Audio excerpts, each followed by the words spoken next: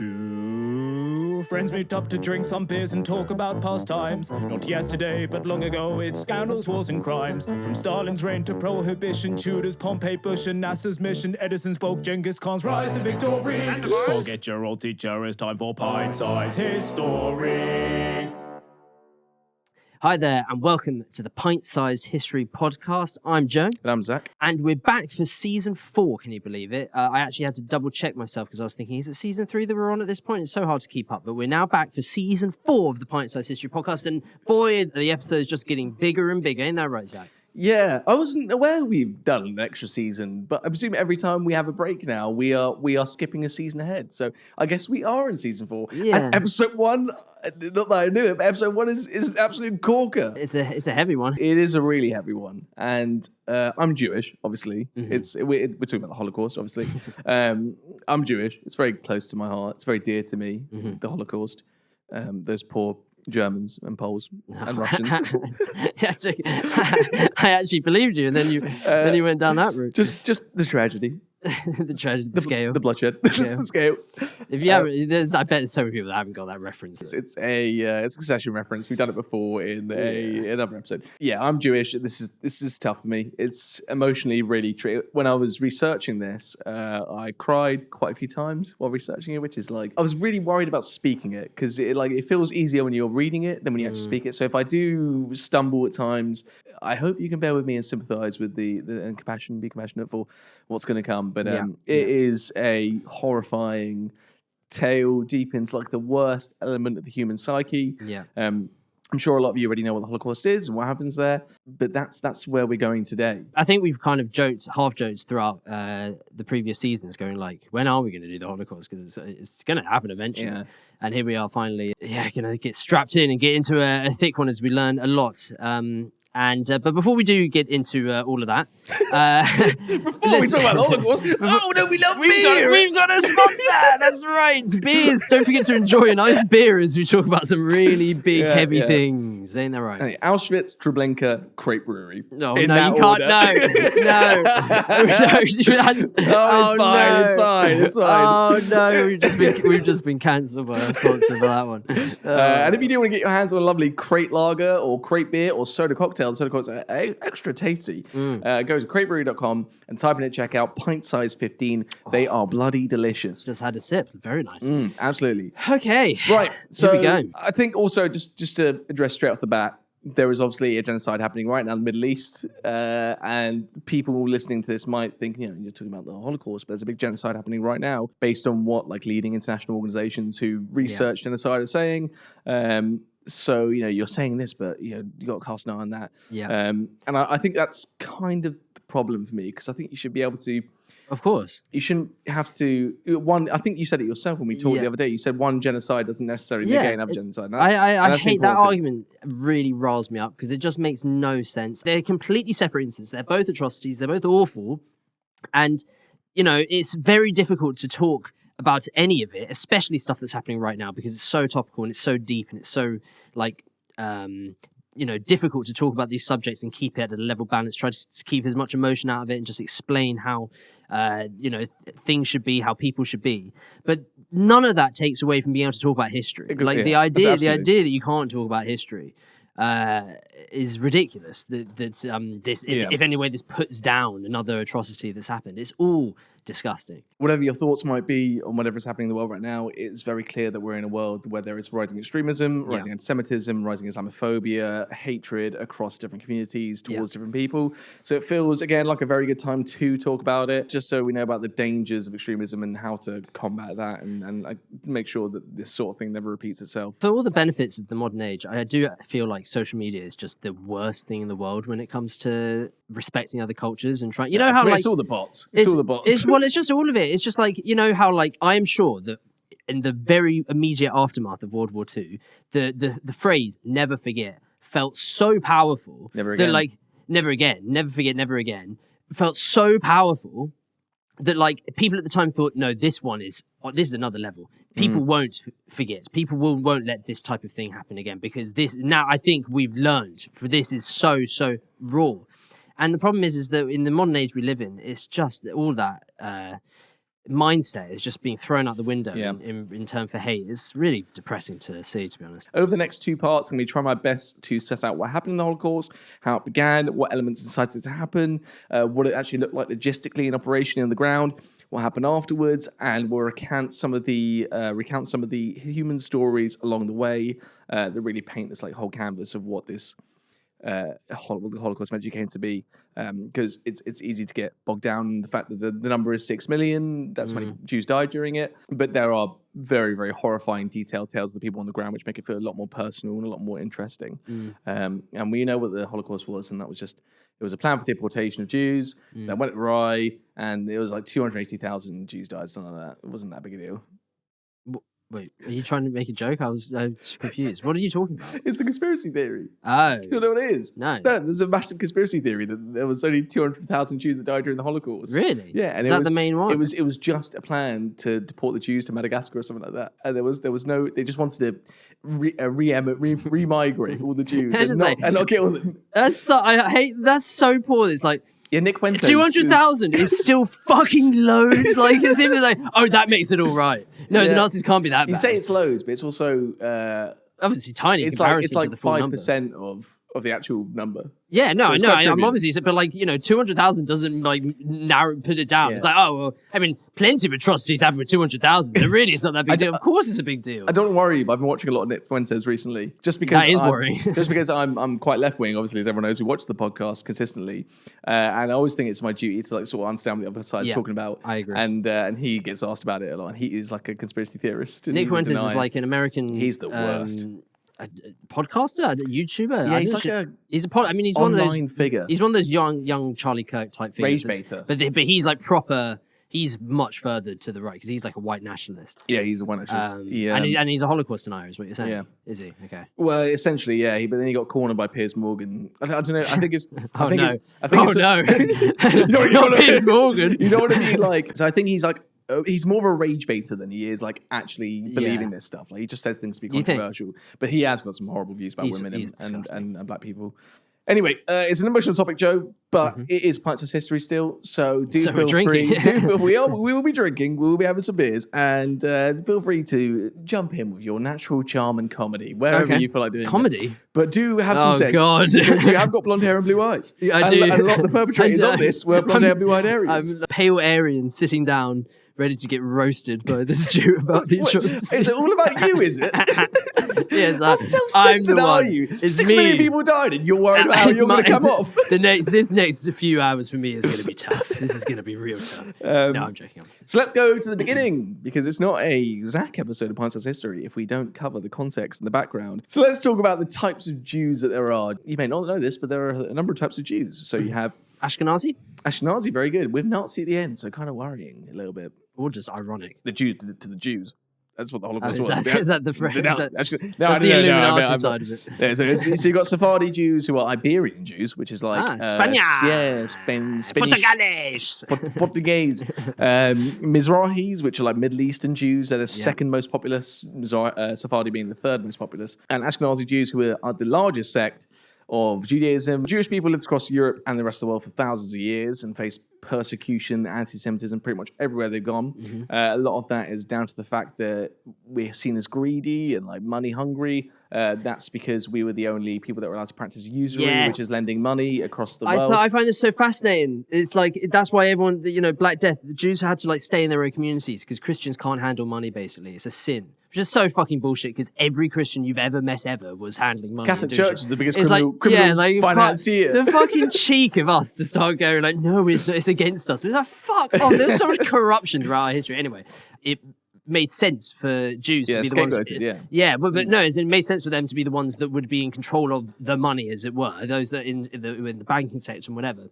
But then because of that, it's always then had that kind of connotation that we're just money hungry, but we kind of pull the puppets because money controls. Exactly. So people control. There's this for hundreds, like, even like even today, like people get still going about like the Rothschilds. But yeah, they think we're in control of the media and stuff like that. I assure you, if that was true, I would really like to see some of that money that Jewish people have apparently accrued over this time. My guy's desperate. Yeah. My car got like is going to break down any second now. His car's like had a longer life than cats or dogs, and it's now supposed to drive like 4 hours up to Liverpool in a few days' time. It's like fucking hell.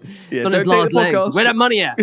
And beyond that, also the religious persecution, the hatred over the myth that we killed Jesus, but we we actually didn't kill Jesus. The Romans did, yeah, but we did convince the Romans to kill Jesus. So that's true. Is it Pontius? That's an L. Pontius Pilate? That's an L for you for that one. Also, Jesus was Jewish, so you're actually just killing your own there as well. Yeah, true. Huge L. He's not the Messiah, though, according to Judaism. It's a very naughty boy. That meant the Jews have faced pogroms everywhere. They've been from literally the dawn of time, from like the 6th century BCE by like the Babylonians to the Romans, and then expulsions from different countries, and even up till like the 20th century and the 19th century, there's still pogroms in like parts of Eastern Europe, and I think it was like Lvov and Kiev pogroms, stuff like that, because people think that we drink children's blood, which is also a very common misconception. Really? We bathe in it. The way he smirks at me when he says it as well. That actually just came to my mind right there. I thought that's quick. Very quick. No, that is a clear falsehood. If you didn't, I'm joking. We're funny people, though. We've got good comedy. Good comedic timing, us Jews. And Jews were in plentiful numbers across the Middle East as well. Apparently, Jews were a third of the population in Baghdad. So there's been a massive amount of Judaism and Jewish people in the Middle East. And it's commonly preconceived that we weren't in the Middle East and the Jews in Israel are all just white people. And it's true, there was a massive immigration effort from Europe after the Holocaust, as you would expect. But there have been Jews in the Middle East and Israel for thousands of years. I didn't realize that about Baghdad. No, but there was a massive portion of Iranian Jews prior to the Shah's ousting in 1980, 1970. My grandpa was a Persian Jew. He lived in Iran, he lived in Tehran, and then he moved to Armenia. So are you Ashkenazi or are you not Ashkenazi then? So it's through your dad's side. So your mum's side determines if you are Jewish. Your dad's side determines if you are what sect of Judaism. That seems like a flawed system. Yeah, it doesn't really. So I feel like a Sephardi because like a Mizrahi, I guess. It's like skin tones is what connotates it. So like if you're darker, you're typically Sephardi, Mizrahi, and if you're whiter, you're clearly Ashkenazi.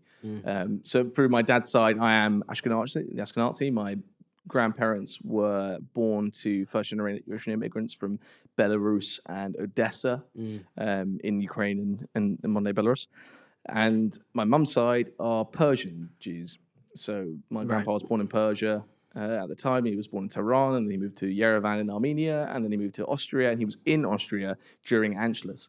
So had to stand outside. Of course. Had to stand outside as Hitler paraded. I think he literally saluted Hitler as he passed him, because if Hitler's coming out, everyone will salute him because you don't want to be caught out. And if you are caught out, you'll probably be arrested by the Gestapo. It's interesting. You've got Jews all across the world: in North Africa, Egypt, Iran, Turkey, South America. There are Jews in basically every country across the world. China, Japan. It's missing about like 80, but there are patches of Judaism in most major countries. North Korea. Probably not. No. But for the focus of where this podcast lies, we're looking at Europe, specifically in World War II, where in 1933 there are 9.5 million Jews that are living in Europe at the time. 1933. 9.5 million Jews in Europe at the time. Could be more. I think the Nazis themselves calculated that there were about 11 million Jews. And in particular, before the start of the rise of Hitler's rise to power, there are 3 million Jews in Poland, 2.5 million in the Soviet Union, almost 1 million Jews in Romania, close to 500,000 in Germany, Czechoslovakia, Hungary, 300,000 in Great Britain, 225,000 in France, so on and so forth, with big pox. Huge communities. So the vast majority of Jews in Europe are in Eastern Europe. Or central to Eastern Poland Europe. is the single biggest Jewish landmass in the world. Right. Like there are 3 million Jews there. And by the end of the war, this is a shocking figure, but Poland, which had 3 million Jews, only has 45,000 after the war. Soviet Union drops from 2.5 million to 2 million. A lot of Jews moved to Soviet Union and one of that 45,000 would be the Jewish man that Adrian Brody plays in The Pianist. Pianist, yeah. He's Polish, right? Yeah. I can't remember his name in that movie. But that was a real story, obviously, about that poor pianist who his entire family died, but he managed to survive. Yeah, is it dramatized at all, or is it like completely? It's a pretty valid take on it, I think. Yeah, I remember bloody reading about film. it. So And The Pianist is by far one of the best Holocaust movies I've ever seen. I'd actually say I prefer it to Schindler's List. I really like Schindler's List, and it was a powerful film to watch. But Pianist is unbelievable. I just think Pianist is something so raw to it. That's just so. Never seen Sophie's Choice. No, neither have I. No. Anyway, Czechoslovakia is down from 17,000 Jews from almost 357,000. Hungary is down 150,000 from 450,000. But I think those figures are slightly wrong. I think they had more and ended with basically less. And Romania, because you can't really tell, the censuses aren't that clear, so it's quite difficult to get a true number for the figures. So these are fairly rounded up figures and estimated. Yeah. Romania has 280,000 Jews from 980,000 Jews. And in Germany, of course, 37,000 Jews from a pre-Hitler population of 565,000 Jews. Wow. Yeah, the numbers in Germany and Poland are pretty awful, aren't they? And the reason for this, as we'll uncover for the next two parts, is the Holocaust. And I don't think we've really actually said what the Holocaust is. Basically, we have. What is the Holocaust, Zach? The Holocaust is a period of time over 4 years from around 1941 to 1945, although there's debate over what day it starts and which day it ends. It could be earlier, Kristallnacht in 1938, or even 1933 before that. It's that period of time where the German Nazi war machine and the leadership of the Nazi and Third Reich launch a campaign of systemic murder and state-sponsored executions of the entire Jewish race, alongside Roma gypsies, black people, disabled people, undesirables, mentally ill people, essentially anyone in society. Communists, Bolsheviks. Anyone from the academics. Anyone from the intelligentsia, which is like academics, smart people, politicians, people that thinkers. Thinkers that could kill and their ideas. Beyond that, millions of Polish people and Russian people as well. So it's important not to forget that the Holocaust is its main victim probably is Jewish people, but like Polish people and Soviet, I guess also because that's included in the World War II figures, but like millions of them die at the hands of the Nazis. It probably stands on its own as the worst ever state-sponsored systematic extermination of a single people. So now let's talk about the premise of the Holocaust and the background of the Holocaust. What I'm about to do here is something we haven't done in Pint-Sized History. But I'm going to ask Joe He's going to ask my opinion through what happens before Hitler comes to power and how anti-Semitism grows in Nazi Germany. How much time are you giving me? I'll give you 5 minutes. 5 minutes. To give us a walkthrough. I reckon I can do it in 3. Because it seems stupid me doing it myself and recanting it when you just did. Researched it. You've done 4 episodes on it. Okay, all right, 3 minutes starting now. Here we go. Okay. Hi there, I'm Joe, and I'm going to give you a quick recap on what happened in the 2 Nazi episodes up to the point of, well, it depends kind of where you put the Holocaust, but I'll bring us up to basically where World War II begins. The problem was after World War I, there was this growing feeling that there was, it was just a bit weird how the Germans lost the war. So there was this very, very small but growing sentiment that there must have been something behind it, that it can't have just been that they lost the war through conventional means. I mean, the media was saying that they were doing well, and suddenly they lost it in weeks. One of those ideas, one of those misconceptions was that it was the stab in the back. Who was the stab in the back? Well, there's a few different groups that they blamed, and one of them primarily was the Jews. The Jewish bankers who controlled all the money was one of the main ones. Adolf Hitler, who was a young man at this point. Jewish Bolsheviks too. And communists was the other big party. But it's pretty much just Jews and communists. And Adolf Hitler really, really strongly pushed for the narrative to go in that direction. Like I say at the beginning, there was barely anyone really thinking it, but it was there. And there was this feeling of, what the fuck happened? This feels so strange, all this anger and resentment. They don't know where to put it. Well, when Hitler gets piece by piece into power, after starting off in I think 1919, with I can't remember the name of the old Nazi party before they named it the Nazi Party, but in Munich beer halls, he started telling everyone about why it's the Jews and why there's this big problem. And over time, eventually, the message started to sink in. And as the Nazis grew in popularity for other reasons, not related to their hatred of Judaism, but for other reasons, it meant that he was able to get that message across further and further. He also wrote a book, of course. He wrote Mein Kampf. Mein Kampf. If you have read it, is just a total slugfest of like hatred towards Jews. I haven't read it, but I know that because I've heard about it. I've read it a couple of times actually. Any nuggets to pick up the first time? There's quite a few nuggets in there that I wanted to get the second time around. And just chicken till there.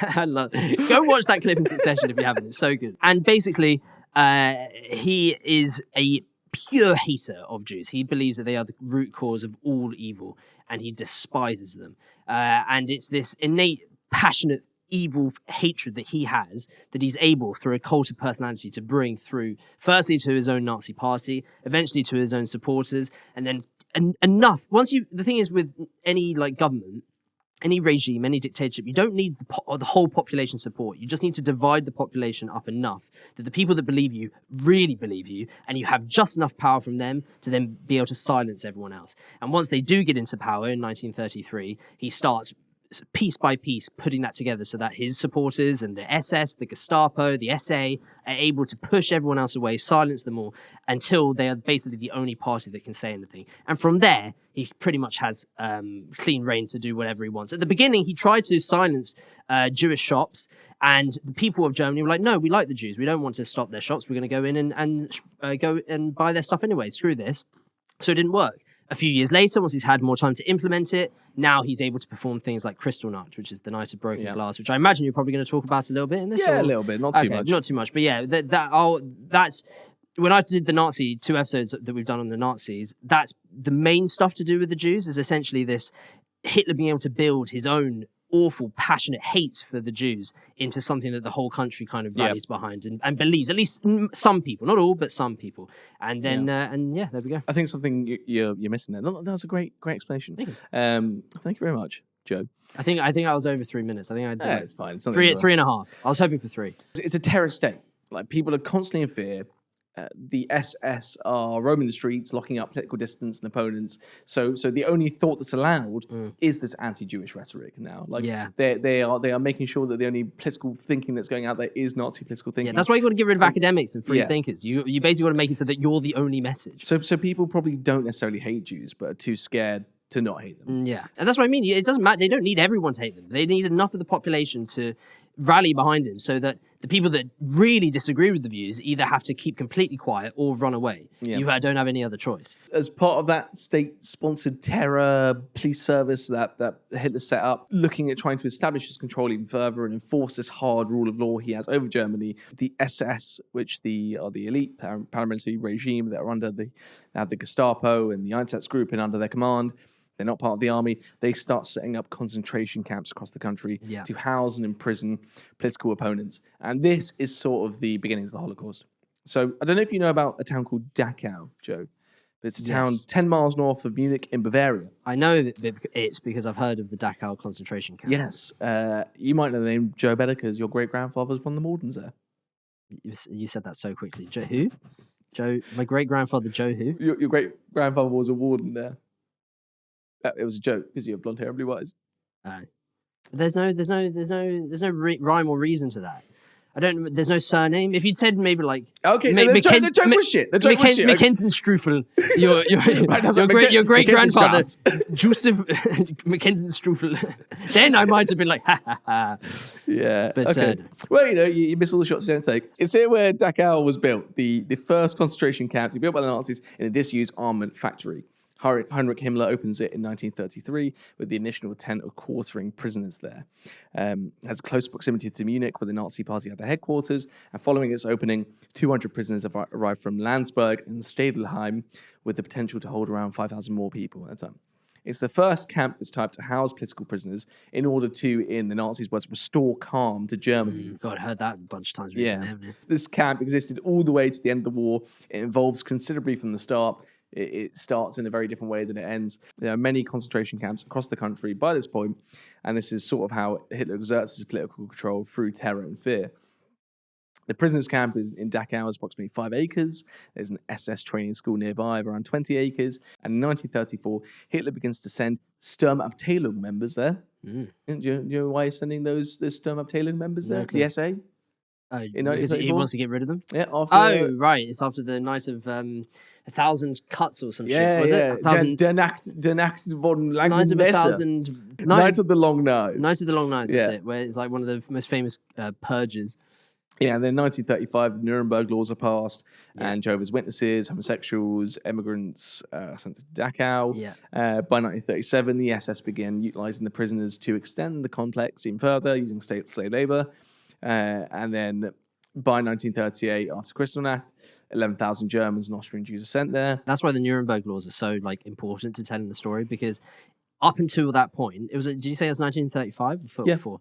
Yeah, up until that point, Jews were still considered German citizens, but the Nuremberg race laws essentially not only got rid of a ton of rights that ordinary German citizens had, but it also just completely stripped citizenship of Jewish people, which suddenly they had even less in inclusion to the stuff that they were losing already from the Nuremberg race laws, which is why, after the war, it made the most sense for them to do the Nuremberg trials In Nuremberg. Nuremberg. Don't get ahead. Don't get ahead. That is way too far ahead. That is part two. That is part two. We're doing 2 parts? Yeah, we're doing 2 parts. Yay!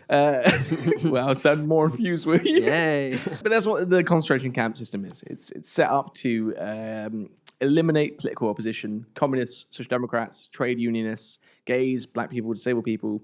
They're all privy of being sent to the camps. And eventually that extends to Jews. Life at Dachau is incredibly difficult, I guess is a very light way of saying it. It's fucking horrible.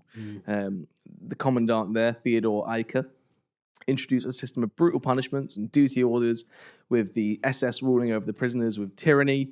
It's basically constant fear. The SS would torture inmates, beat them, mentally abuse them, flog them, hang them from their wrists, and physicians would conduct experiments on the inmates, often resulting in death. So, what year is this? This is before 1939. It's Yeah, before the start of the crazy. Second World War, Unbelievable. and they're already starting to. But I guess it's not common knowledge at that point. Essentially, what the purpose of Dachau is before the final solution, before the Holocaust, it's to basically put off opponents of the regime. It's supposed to say, look, if you disagree with the regime, you are going there. And if you go there, you're going to get fucked up for like 4 years. Yeah. And then we'll let you out and you'll be completely broken. You'll be a shell of what you were. And that's what it does. It's just to intimidate and torture German dissidents to cement the regime, but it shifts as the Second World War endures and the demands of the regime and their situation expands. And after Kristallnacht, like I said before, we begin to see the persecution of Jews being more widespread, and 35,000 Jews are marched off the concentration camps after Kristallnacht. But apparently, at the beginning, is it still not that bad after Kristallnacht? The persecution of Jews hasn't really gone that far, I guess, to what it does during the Holocaust. And many of those 35,000 people were released in the coming weeks. So it's not really begun yet. It's difficult to say that the Holocaust has started now. Just depends on your definition of begun. Yeah. It's like persecution of Jews exists. Yeah. It's growing and getting worse and worse. And at times it's pretty grim as well. But the state-sponsored killing has not different. really started. It's just like the beating them down and kind of setting the scene, maybe. Mm. Just to also express here that Dachau is not the only concentration camp before September 1939. There are many, many camps, like tens, maybe in the hundreds of camps, all across Germany, with different purposes and treatment, the way they treat prisoners. And there are 6 really notable concentration camps in the German Reich before the war starts, including Dachau, Sachsenhausen, Buchenwald, Flossenburg, Mauthausen, and Ravensbrück. And not Auschwitz, because Auschwitz later. Sorry, I tried my German pronunciation. That was probably fucking terrible. I couldn't tell you. Sachsenhausen, Buchenwald, I suppose Flossenburg, Mauthausen, and Ravensbrück. I just said, and what about Auschwitz? But of course it's not Auschwitz, because Auschwitz is in Poland. Yes. And they're not in Poland yet. No. This is these are all in the German interior. Yeah. So is Dachau the biggest one in Germany? I don't know if it's the biggest. I think they're all, some of them quite sizable. I don't know. Are they all in the south as well? No, so Sachsenhausen is in the north, in the Saxony. Dachau is in the south. I'm not entirely sure. Ravensbrück would, I imagine, be in. I'm just wondering. The reason I'm asking is Ravensburg in Austria. The reason I'm asking is just because I'm wondering if they thought it would be easier or better for them to do it in far away far away from the capital, far away from more Europeans that might see it, but also in like the Nazi heartlands of the south, like Bavaria and stuff. I would imagine that's definitely the case. That's what I would have imagined, but there are some in Berlin. I don't actually know. But Berlin is still Eastern Germany, so like they're probably still like the heartlands of Nazi rule. Yeah. It's probably a bit more. It's not Alsace-Lorraine. It's not Dortmund. It's not Stuttgart. No, it's not the West, and the West probably would really not like it there, I'd imagine. You probably have one there or two there, but yeah, they probably know their people and who their audience are. Yeah. So back to the wider picture. In Nazi Germany, anti-Semitism was on the rise, Nuremberg race laws, Kristallnacht, anti-Jewish laws emerging. And what's happening now? We're after Kristallnacht. It's in 1939. What's about to happen? 1939. Big moment in history. What month? Because That sounds like Stitch there. For big. What month? Sorry, what month? 1939, September. Oh, okay, yeah. World War II. Yeah, good Poland, job. baby. This guy's got history podcast. Sorry, I just wasn't sure. There's other things that happened in 1939, so I was wondering if we were literally talking about the start of World War II, in which case that is the moment, because it's September 1st, isn't it? Yep, and as you may know, as the Second World War begins, the Germans, actually they've already annexed Austria and Czechoslovakia, and then in September 1939, they invade Poland. With 6 weeks, they conquered it. Alongside the Russians, many people don't know this, but the Molotov-Ribbentrop Pact was signed, which basically carved up Eastern Europe between Germany and Russia. I think many people don't know that. I think a lot of people don't know that Russia and Germany had agreed to both expand their empires and not fight each other. And the only reason why that didn't end up being the case is because Hitler attacked Germany, Operation Barbarossa. In the years after World War II, so like the 50s, I'm basing this on not on much fact, but in the 50s, 60s, 70s, I reckon most people did know, because especially in the height of the Cold War, I think they would have used anything they could, which is a fact. This is possibly, a literal fact. That the Soviets did actually work together with the Nazis and that they aren't all good. Yes, they were our ally, but they also were kind of dodgy at the beginning of World War II. Now, I think, maybe you're right that not that many people know about it. I actually thought it was a fairly common fact, but I guess you're probably right. Yeah, it's named after Molotov? Joachim von Ribbentrop and Vyacheslav Molotov, who are the two foreign ministers of Germany and Russia at the time. And basically agrees that like Russia have everything in like Estonia, Latvia, Lithuania. What's the other name Finland. for it? The Nazi-Soviet Pact. It's like a pact word. Oh, you're thinking of Pact of Steel? No, there's like I think I'm right. I think there's the other name for it is the Nazi-Soviet Pact. No, I don't know. So basically, they carved up Poland. Poland's been taken. Apparently, Poland were doing okay. They were losing the war. Poland's got such a rough. But then all of a sudden, they just get such a hard deal because it's like you're literally stuck between Nazi Germany and Soviet Russia, both of which want to expand. Yeah, it's like you literally couldn't have a worse deal. And of course, you got the Jewish population, which, funnily enough, is absolutely despised in Germany. So yeah. And Poland, you got the Slovakian puppet state. That's why I got so much respect for the Poles, man. Anytime, anywhere.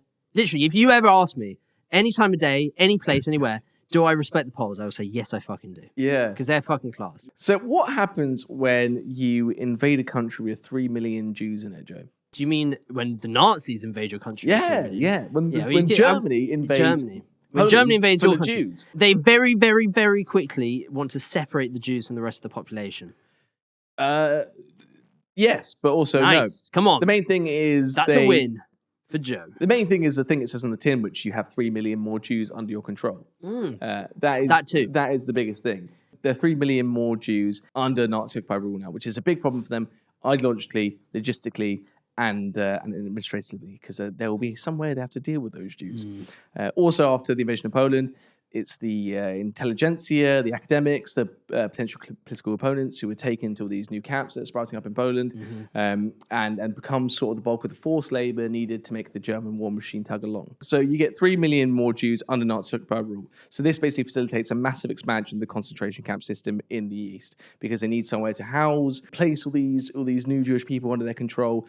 They need places where the SS can kill their enemies or stash them away or hide them illegally and secretly so the wider public don't know what's happening. So this massive expansion of the concentration camp system is about to occur. This is where Auschwitz This is where the Holocaust... It's not actually built at Auschwitz. This is 1939, still 1940 almost. So many camps that are built after 1939 are built near factories because they needed...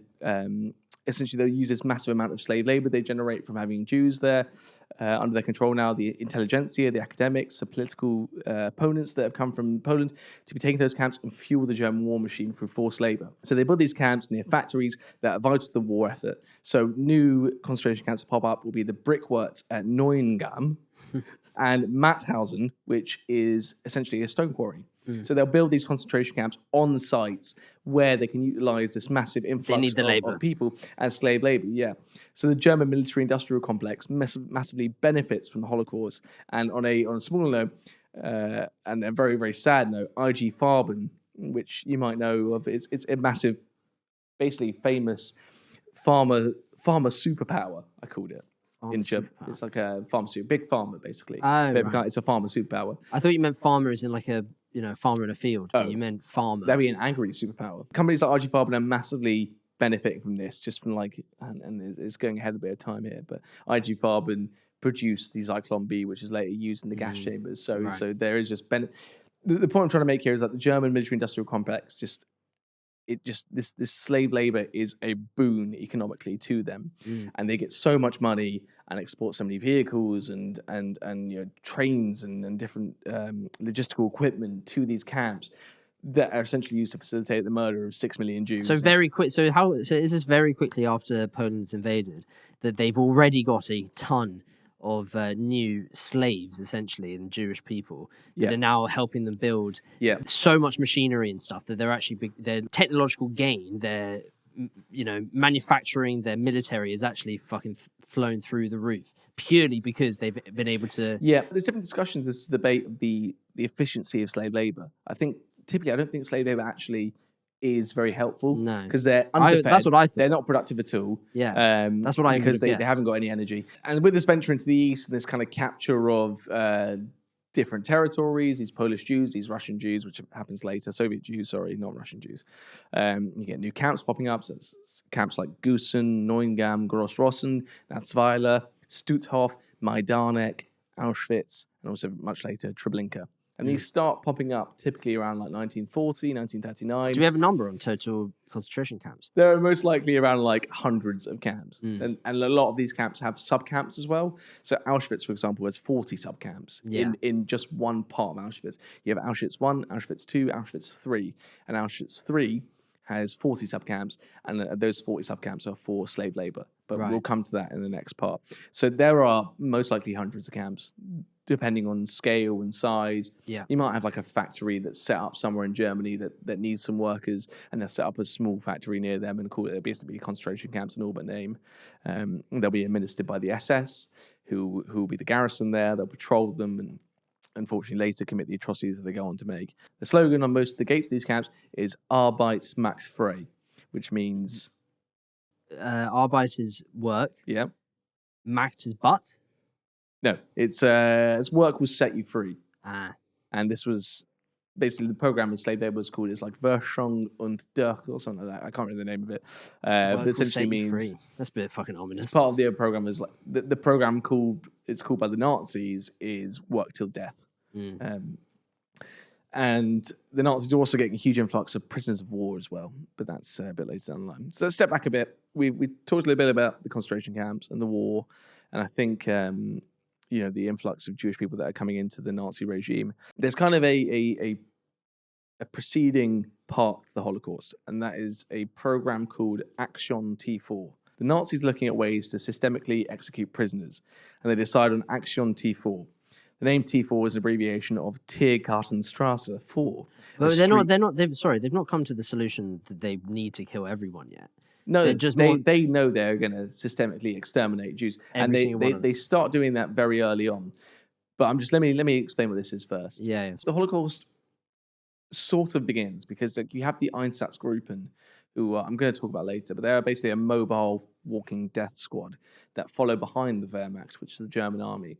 So anywhere that the Wehrmacht go, the Einsatzgruppen follow, and they are an SS unit. And they basically come behind, they'll round up prisoners, civilians, different political opponents. They'll round them up and kill them as they go. So they are indiscriminately exterminating people that they want to exterminate. So the Holocaust is sort of slightly beginning as I would say the real start to the Holocaust is the invasion of Poland and then the invasion of the Soviet Union. Because as soon as the massive influx of Jews occurs, the bad treatment of them systematically also occurs. Simultaneously occurs as well. It has to increase, basically, yeah. It happens basically straight away, just not on a grand scale. These are like smaller pockets of Holocaust, whereas like the grand state design of the extermination of the Jews is something that happens later down the line. I would say basically from about 1941 onwards, you see the Holocaust in action. It's the Einsatzgruppen who are, what I'm telling you right now, the people that follow, they are conducting their behavior on a much larger scale, and they are basically following behind the Wehrmacht as they push into Soviet Russia and exterminating everyone. Basically, they're killing innocent civilians, rounding up Jews, lining them up outside mass graves, making them dig their graves and shooting them, dumping them in there, taking trucks of civilians to shooting points and exterminating them there, driving around gas vans. That's when the Holocaust really begins, after the invasion of the Soviet Union. But you can debate it. You can debate it. Where would it start? Like, different historians have different beliefs. This is where you think that it really. My start is Poland. I think the Ghettoization program, which starts after the invasion of Poland, is where the Holocaust begins. Yeah. And that's like the 1940s, 1939, basically. So, we're just stepping back anyway to Action T4, which is a program, like I said, to systemically execute prisoners. So bear in mind now, for years, the Nazi regime has been exterminating mentally and physically ill people across Germany. This is very different to the Holocaust, but it's still part of the whole... they hate disabled people. Yeah, they don't like euthanasia of the mentally feeble. Yeah. What's that from? It's from Family Guy, I think. And they have programs set up for children's euthanasia, which claims the lives of 5,000 children. Children? I mean, I think 1 million children died during the Holocaust. And in 1940, in Brandenburg, an experiment begins to take place. Victor Brack, who is a department head and the chancellor of the Führer, enlists the services of Dr. Albert Widmann. Brack was given permission to look for a method of killing institutionalized psychiatric patients after receiving an order in August 1939 to expand the children's euthanasia program to adults. Widmann decides very early on that the best way of doing this is pumping carbon monoxide gas straight into hospital wards. But then it goes very quickly from that thinking of hospital wards to thinking they should construct specialized gas chambers at psychiatric institutions. And they test this.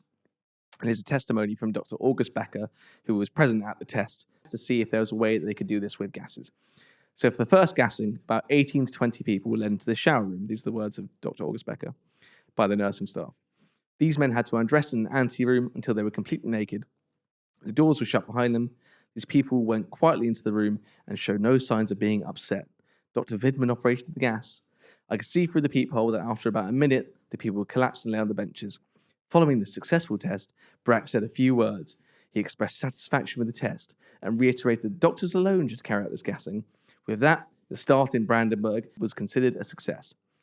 And that is the whole history of gassing. And this is where gas chambers come from, which becomes the primary method in the Holocaust for killing Jewish people and Soviet prisoners and Polish people over the course of the next 5 years. Do we know percentages on of the 6 million or so?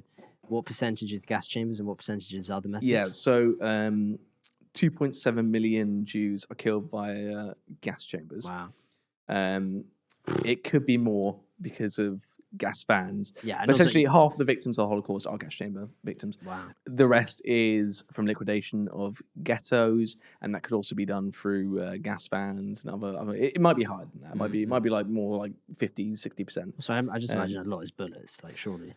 Yeah, there is a lot, and that's what the Einsatzgruppen do. They follow behind, line you up, shoot you down in a firing range. How unbelievably crazy is it that this is on such a high scale that they're going, we are wasting so much ammo. Yeah. We're killing so many people. I'm spoiling that we're wasting our ammo. I'm spoiling it later down the line as well, but Himmler goes to Kiev after I think it's Lvov or Kiev. It's somewhere in basically what is now Ukraine. And he goes there following the Einsatzgruppen who are at work, basically these roaming World War F squads, and he watches them basically commit a mass shooting and mass murder in this town. And he sees it and he vomits. And he goes, oh, this is terrible. This is really terrible. Not because of the He's not vomiting because of the murders. He's vomiting at the wastage. Yeah, essentially. He's just saying, this is too strenuous for our soldiers. Oh. He's like, but he vomits obviously because he's seen a mass murder. Yeah, that's what. And I think he's finding ways to make it easier for soldiers to commit more murders. Yeah. So it takes away the direct action as part of it.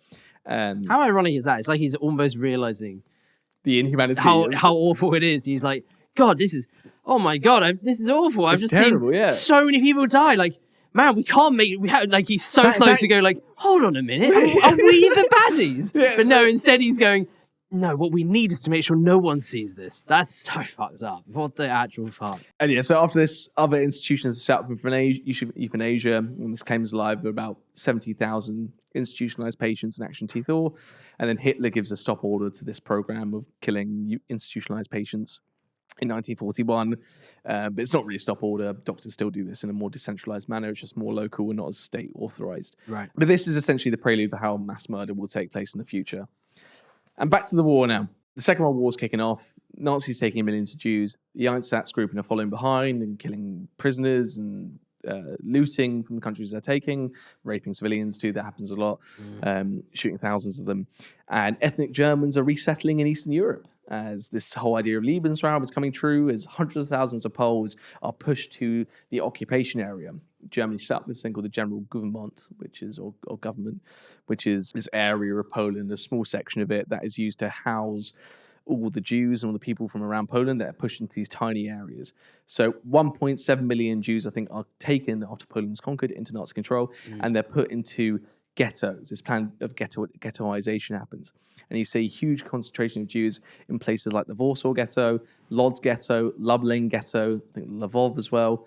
And entire communities of Jewish people are taken from their homes, and their businesses are taken away from them through forced expulsions. They're put into overcrowded areas. People starve there. There's immense poverty. It's unsanitary. Yeah, the conditions are awful. Typhus and other diseases pop up, and these ghettos just slowly liquidate over time. So they're allowing it to build up, and hundreds of thousands of Jews and 10,000 are put in there at a time. Then they're all deported at one time. They're sent to either concentration camps or just rounded up outside the ghetto and shot. And they're taken to camps like Treblinka, Auschwitz, Majdanek, where they don't know it, but they will be exterminated. So looking back now to the wider picture, there's something else that's brewing in the world. The Holocaust is already sort of beginning in Poland, and something else big is about to happen as the Germans invade the Soviet Union at the start of Operation Barbarossa. Yeah. And with that is where we will leave part one of our two-part series into the Holocaust. Because it really goes into like overdrive from this moment on, right? Yeah, absolutely. So we talked a little bit about how the Holocaust is sort of beginning back in 1939 in the invasion of Poland. There's this huge influx of Jews under German and Nazi-occupied control. But the efforts are just pumped up a number of gears to an extortionate amount. Barbarossa, because there are more Jewish people coming under control. There are Soviet prisons coming under control. There is this massive amount of land. There is this need to keep growing the war machine. And then you get the construction and the sanctioning of places like Auschwitz and Treblinka and Majdanek and all these other extermination camps. It's not concentration camps anymore. And that forms the basis of the actual systemic mass murder. Yeah. But that's what we'll cover next week. So thank you very much for watching so far. I hope it's not been too somber for you so far, and hope you stick with us in part two. But thank you very much. We'll see you next week. Bye-bye.